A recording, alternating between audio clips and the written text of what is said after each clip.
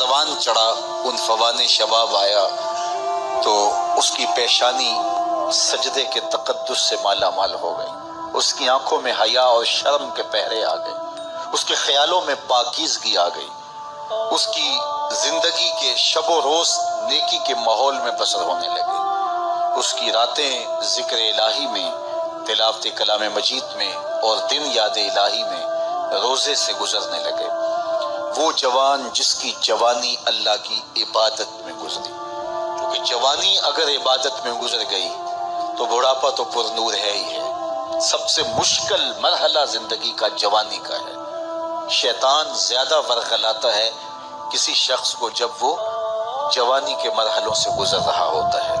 تو جس کی جوانی خیریت کے ساتھ گزر گئی اور اس نے اپنی جوانی کے تقدس کو محفوظ رکھ کے منزل تک پہنچا لیا، اپنی عصمت کے جوہر کی حفاظت کی، اپنی آبرو کو لٹنے نہیں دیا، اپنی آنکھوں کی شرم و حیا پر پہرے بٹھائے اور آنکھ کو برباد نہیں ہونے دیا اور اپنی زندگی کے تقدس کا پہرا دیا، تو جو جوان اپنی جوانی کو خیریت کے ساتھ گزار گیا۔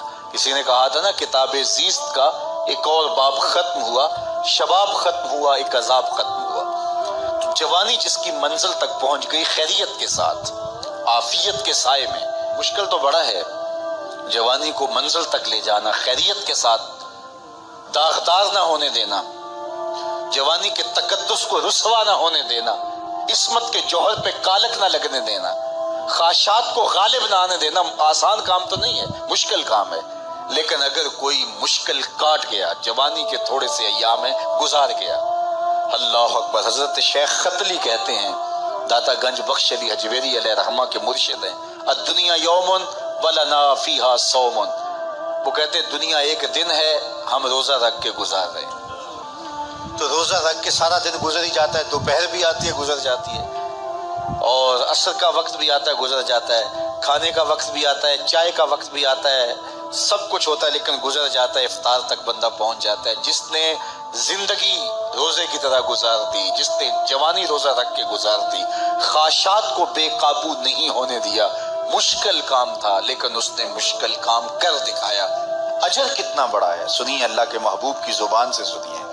حضور نے ارشاد فرمایا جو سیدنا ابو ہریرہ کے ذریعے سے ہمارے تک پہنچا، فرمایا قیامت کے دن جب سورج کا رخ سیدھا ہوگا، زمین تانبے کی ہوگی، لوگ پسینے میں شرابور ہوں گے، کوئی ٹخنوں تک پسینے میں، کوئی گھٹنوں تک، کوئی کمر تک، کسی کو پسینے کی لگام دی جائے گی، اور وہ پسینہ ایسے نہیں ہوگا جس طرح یہ پسینہ ہے، اتنا گرم ہوگا۔ ابن رجب حنبلی کہتے ہیں اس پسینے کا ایک قطرہ اگر احد پہاڑ پہ ڈال دیا جائے تو وہ پگھل جائے، اتنا گرم ہوگا، بدبودار اتنا ہوگا، ایک قطرہ دنیا پہ ڈال دیا جائے، انسان کیا جانوروں کے دماغ بھی پھٹ جائے، اس پسینے میں لوگ شرابور ہوں گے۔ لیکن جس نے اپنی جوانی کو عافیت سے گزارا ہوگا، کل قیامت کے دن جب کوئی سایہ نہیں ہوگا، اللہ اس جوان پر اپنے عرش کا ٹھنڈا سایہ عطا فرمائے۔ وہ شخص جس کو کسی عورت نے دعوت گناہ دی اور وہ صاحب منصب تھی، صاحب جمال تھی، اور اس نے یہ کہہ کے یہ خواہش، یہ آرزو مسترد کر دی، انی خاف اللہ۔ اسی طرح کوئی عورت ہے تو اس نے اپنے تقدس کی حفاظت کی، اپنی آبرو پہ پہرا دیا اور کسی پیشکش کو ٹھکرا دیا، تو فرمایا قیامت کے دن جب کوئی سایہ نہیں ہوگا، اللہ اسے بھی اپنے عرش کا ٹھنڈا سایہ دے گا۔ کیسا سخت دن ہوگا، اور وہ کس اعزاز میں ہوگا، کس تکریم میں ہوگا۔ یہ تو 4 دن 10-20 سال ہیں، اور وہ 50,000 سال کا ایک دن۔ پھر اس کو اللہ کا شکر ادا کرنا ہوگا کہ اللہ تو نے کتنا کرم کیا میرے اوپر کہ میری جوانی خیریت اور عافیت سے گزری، اور آج اس کا تو کتنا بہتر صلہ مجھ کو دے رہا۔ انسان جب کوئی اچھی بات سنتا ہے تو انسان کی فطرت ہے کہ وہ آگے منتقل کرتا ہے۔ آج کل وہ شیئر کر دیتے ہیں نا، جو بات آئے تو آپ اس کو آگے بڑھاتے ہیں، دوستوں میں شیئر کر دیتے ہیں۔ تو یہ انسان کی فطرت سے افواہیں بھی اس لیے پھیلتی ہیں کہ جو بھی بات آپ سنتے ہیں فوری آپ کی کوشش ہوتی ہے کہ یہ سب سے پہلے دوستوں کو میں ہی بتاؤں۔ تو یہ انسانی فطرت ہے۔ تو جب افواہ اور ایسی چیز، کوئی غم کی خبر بھی ہو، کسی کی وفات کی خبر بھی ہو، تو اس وقت بھی انسان کی فطرت، سست سے سست آدمی بھی پھر جلدی جلدی فون کرتا ہے، آگے بڑھاتا ہے کہ فلاں سے ایک فوت ہو گیا۔ تو چونکہ یہ فطرت ہے، بات کو آگے بڑھانے کا شوق ہے انسان کے اندر رکھ کے، اس سے چیزیں پھیلتی ہیں۔ اور پھر جو خیر کی خبر ہوگی یا خیر کی بات ہوگی تو اس کو تو آگے پھیلانے کا پھر ہمارا دین بھی ہمیں ترغیب دیتا ہے، جذبہ دلاتا ہے۔ تو حضرت ابو ہریرہ اس جذبے کے تحت جو سنتے تھے پھر آگے منتقل کرتے۔ اب حضور کی بارگاہ سے اٹھ کے جاتے تو سب سے پہلے گھر جاتے اور سب سے پہلے اپنی ماں کو سناتے، اور ماں تھی کافرہ، وہ سننے کی بجائے، خوش ہونے کی بجائے سن کے وہ الٹا ناراض ہوتی اور کوئی نہ کوئی ایسی بات کر دیتی۔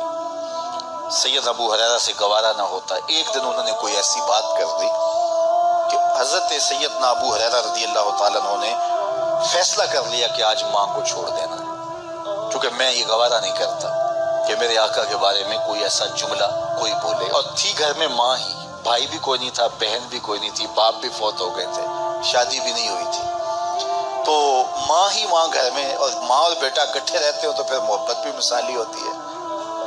تو اب ماں ہی ایک رشتہ ہے مادی دنیا کے اوپر، تو حضرت ابو ہریرہ رضی اللہ تعالیٰ عنہ نے فیصلہ کر لیا کہ چھوڑ دینا ہے۔ چھوڑ کے گھر سے نکلے، لیکن دل ڈوب رہا ہے کہ ایک ہی تو رشتہ تھا، وہ بھی گیا۔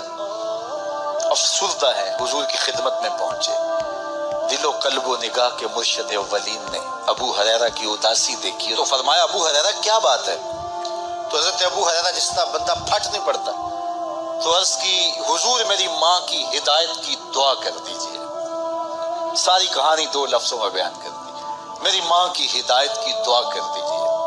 حضور نے نہیں پوچھا کیا ہوا، کیا ماجرا ہوا، فوراً ہاتھ اٹھ گئے اور لفظ کیا تھے؟ اللہم اہد ام ابی ہریرہ تھا، اے اللہ ابو ہریرہ کی ماں کو ہدایت دے دے۔ ادھر انہوں نے بے چینی سے یہ بات کہی، ادھر حضور کے ہاتھ اٹھے، پھر ان اٹھے ہوئے ہاتھوں کو خالی تو موڑا ہی نہیں جاتا۔ اجابت کا صحرا، عنایت کا جوڑا، دلہن بن کے نکلی دعائے محمد صلی اللہ علیہ وسلم۔ تو حضور علیہ السلام نے ہاتھ اٹھا دی، حضرت ابو ہریرہ نے دوڑ لگا دی۔ کسی نے پوچھا ابو ہریرہ آج بڑی جلدی ہے؟ کہا آج ہی تو دیکھنا چاہتا ہوں، گھر پہلے میں پہنچتا ہوں یا حضور کی دعا پہلے پہنچتی؟ جا کے دروازے کو دستک دی، اندر پانی کے کھنکنے کی آواز آ رہی تھی جس طرح کوئی غسل کر رہا۔ آواز دی تو آواز آئی، بیٹا ابو ہریرہ ٹھہرو، میں بھی آئی۔ کہا لہجے سے سمجھ گیا اس میں محمد عربی کی دعا بول رہی ہے۔ تھوڑی دیر کے بعد میری ماں آئی، تازہ آثار وضو سے اور غسل کی وجہ سے ان کے جو ہے وہ بالوں سے قطرے ٹپک رہے تھے اور لبوں پر میرے حضور کا کلمہ جاری تھا۔ اللہ اکبر، سیدنا ابو ہریرہ تیرے مقدر پہ